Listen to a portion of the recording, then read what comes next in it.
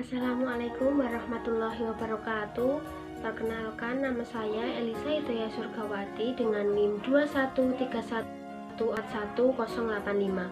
Di sini saya akan menjelaskan materi mengenai kemukjizatan Al-Quran, Qosoh Al-Quran, dan Amsal Al-Quran. Kita masuk kepada materi yang pertama, yaitu mengenai kemukjizatan Al-Quran. Sebelum kita mempelajari lebih jauh mengenai kemukjizatan Al-Quran, terlebih dahulu kita mempelajari mengenai pengertian kemukjizatan Al-Quran. Mukjizat menurut bahasa, yaitu kata mukjizat berasal dari kata ijazah, diambil dari kata kerja ijazah yang artinya melemah atau menjadikan tidak. Sedangkan menurut istilah, mukjizat adalah yang terjadi melalui seseorang yang mengaku nabi sebagai bukti kebenaran. Sehingga dapat disimpulkan bahwa kemukjizatan Al-Quran adalah kelebihan-kelebihan yang ada di dalamnya sebagai bukti kebenaran yang ada. Apakah dari semua kelebihan dapat dikategorikan sebagai mukjizat? Tentu saja tidak. Dari mukjizat itu sendiri memiliki persyaratan yang harus dimiliki. Yang pertama, mukjizat harus berupa sesuatu yang tidak sanggup dilakukan siapapun selain Allah. Yang kedua, yaitu tidak sesuai dengan kebiasaan dan berlawanan dengan hukum alam. Ketiga, yaitu mukjizat harus berupa hal-hal yang membawa risalah. Sedangkan yang keempat, terjadinya bertepatan dengan pengakuan nabi yang mengajak bertanding dengan mukjizat tersebut. Dan yang kelima, yaitu tidak seorang pun yang dapat membuktikan dan membandingkan dalam pertandingan. Selain persyaratan, mukjizat juga memiliki unsur-unsur yang harus dimiliki. Unsur-unsur yang harus dimiliki oleh mukjizat yang pertama yaitu hal atau peristiwa yang luar biasa.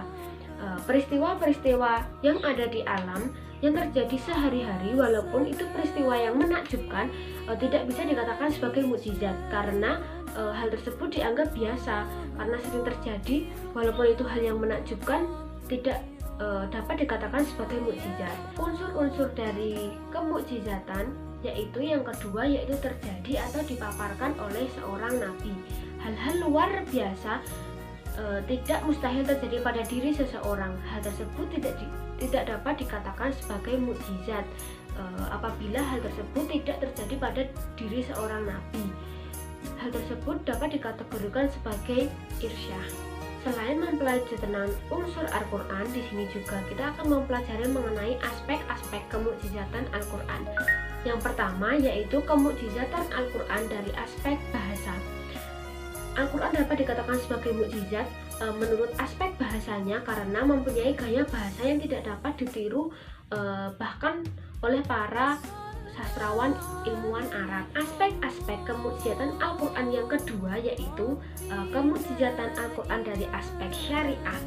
Al-Quran berisi pokok-pokok akidah, hukum ibadah, dasar-dasar kemasyarakatan, politik dan sosial kemasyarakatan. Sedangkan aspek-aspek kemukjizatan Al-Quran yang ketiga yaitu mengenai kemukjizatan Al-Quran dari aspek ilmu pengetahuan. Sebagai ilmu pengetahuan alam telah disinggung di dalam Al-Quran sebelum ilmu pengetahuan itu muncul dan berkembang sampai saat ini. Macam-macam mukjizat Al-Quran. Yang pertama yaitu salah satu mukjizat Al-Quran adalah diberikannya proses terjadinya bumi dan langit, bintang, bulan, dan matahari, serta di dalamnya diceritakan mengenai proses terjadinya hujan dan pengaruhnya terhadap kesuburan tanah. Macam-macam mukjizat Al-Quran yang kedua yaitu Al-Quran juga banyak menceritakan tentang cerita masa lalu seperti tentang Tasmud, kaum Lot, dan lain-lain.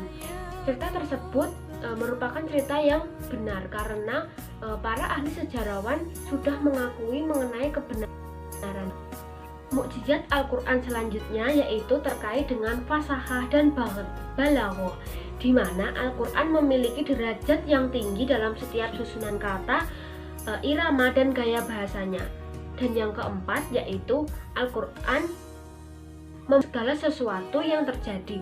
Banyak sekali ayat-ayat Al-Quran yang memberitakan tentang peristiwa-peristiwa besar yang terjadi pada kehidupan sehari-hari. Dari semua materi yang sudah kita pelajari mengenai kemukjizatan Al-Quran, dapat kita simpulkan bahwa tidak ada sesuatu atau seorang pun yang dapat menandingi tentang kemukjizatan Al-Quran.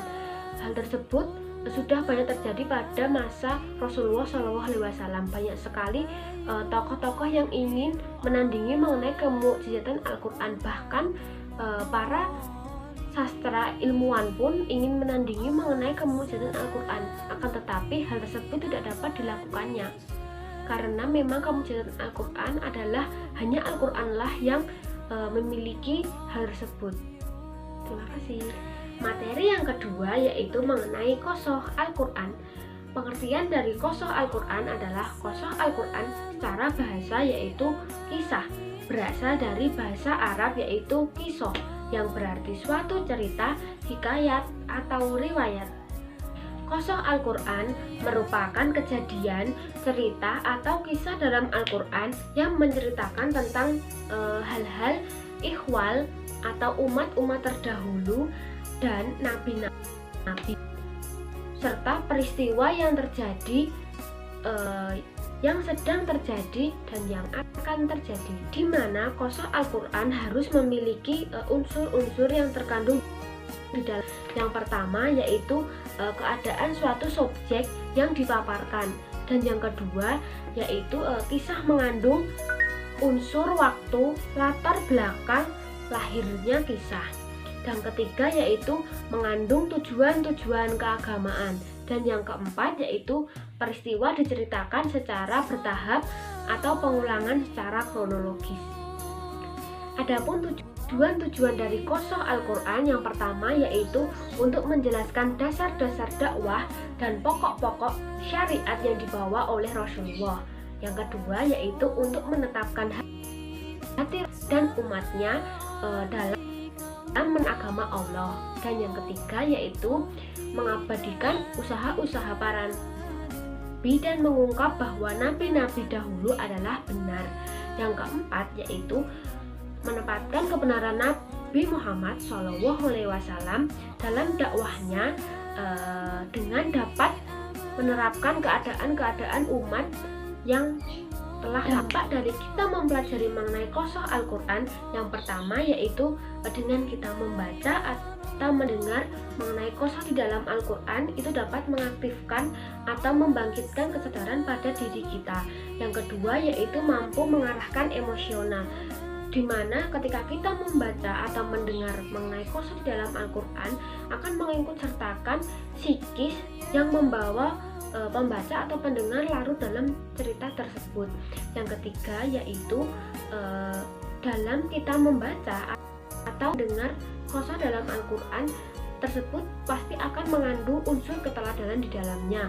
Dan yang keempat yaitu dengan kita membaca atau mendengarkan qasas Al-Quran, disitulah kita akan mengambil ibrah atau nasihat di dalamnya. Contoh dari qasas Al-Quran yang pertama yaitu kisah Isra dan Mi'raj Nabi Muhammad SAW yang terdapat pada Quran surat Al-Isra. Yang kedua yaitu kisah perjalanan hamba Allah yang saleh yang terdapat pada Quran surat Yusuf. Yang ketiga yaitu kehancuran negara adikuasa dan kemenangan Islam yang terdapat pada Quran surat Ar-Rum. Dan masih banyak lagi qasas di dalam Al-Quran. Cukup sekian materi di materi kedua ini. Kita lanjut ke materi yang ketiga. Terima kasih. Kita masuk kepada materi yang ketiga yaitu mengenai Amsal Al-Quran. Di dalam Amsal Al-Quran ini nanti kita akan mempelajari mengenai satu, pengertian Amsal Al-Quran, yang kedua pembagian Amsal Al-Quran, yang ketiga bentuk Amsal Al-Quran, dan yang keempat mengenai hakikat dan tujuan Amsal Al-Quran. Yang pertama yaitu mengenai pengertian Amsal Al-Quran. Amsal Al-Quran dapat diartikan sebagai salah satu cara untuk menyampaikan pesan-pesan ilahiyah yang terdapat di dalam Al-Quran. Yang kedua yaitu pembagian Amsal Al-Quran, di mana dalam Amsal Al-Quran ini nanti akan dibagi menjadi tiga, yaitu Amsal Musarohah, yang kedua yaitu Amsal Kaminah, Dan yang ketiga yaitu amsal mursalah.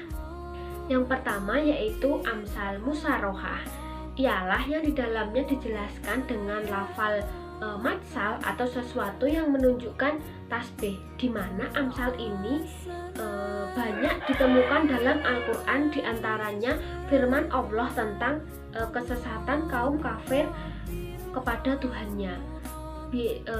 Dapat kita jumpai dalam Quran surat Ibrahim ayat 18. Pembagian amsal yang kedua yaitu amsal kaminah, yaitu di mana di dalamnya tidak disebutkan dengan jelas lafal tamsil, tetapi ia menunjukkan makna-makna yang indah, menarik, dan redaksinya sangat singkat dan mempunyai pengaruh tersendiri bila dipindahkan kepada yang serupa dengannya. Terdapat pada Quran surat Fatir ayat 12. Pembagian amsal yang ketiga yaitu amsal mursalah, yaitu kalimat-kalimat bebas yang tidak menggunakan lafal tasbih secara jelas, tetapi kalimat itu berlaku sebagai matsal. Dapat kita jumpai pada Quran surat Al-Baqarah ayat 126. Bentuk-bentuk amsal Al-Quran. Yang pertama yaitu tasbih. Tasbih mempunyai nilai keindahan yang tinggi. Di dalam Al-Quran banyak yang menggunakan uslub tasbih, di mana sering diungkapkan dengan menyerupakan sesuatu yang konkret dengan yang konkret dan sesuatu yang abstrak dengan yang abstrak, seperti firman Allah di dalam Quran surat Hud ayat 42. Bentuk amsal yang kedua yaitu isti'arah, di mana pengertian dari isti'arah yaitu perumpamaan yang simpel dan dibuang salah satu unsur tasbihnya. Amsal dalam bentuk ini dapat kita jumpai dalam Quran surat Al-Hujurat ayat 12. Hikmah dan tujuan dari amsal Al-Quran itu sendiri, yang pertama yaitu menggambarkan sesuatu yang tidak nampak ke dalam sesuatu yang nampak, seperti dalam firman Allah dalam Quran surat Al-Baqarah ayat 275. Dan yang kedua yaitu agar manusia menghindari perbuatan-perbuatan buruk yang dibuatkan perumpamaan, seperti yang terdapat dalam Quran surat Al-Hujurat ayat 12. Dan yang ketiga yaitu menggambarkan sesuatu yang abstrak ke dalam bentuk yang konkret agar manusia dapat merasakannya dengan panca inderanya. Dan yang terakhir yaitu memberikan motivasi untuk melakukan sesuatu yang bermanfaat. Cukup sekian materi yang ketiga, kurang lebihnya saya mohon maaf. Wassalamualaikum warahmatullahi wabarakatuh.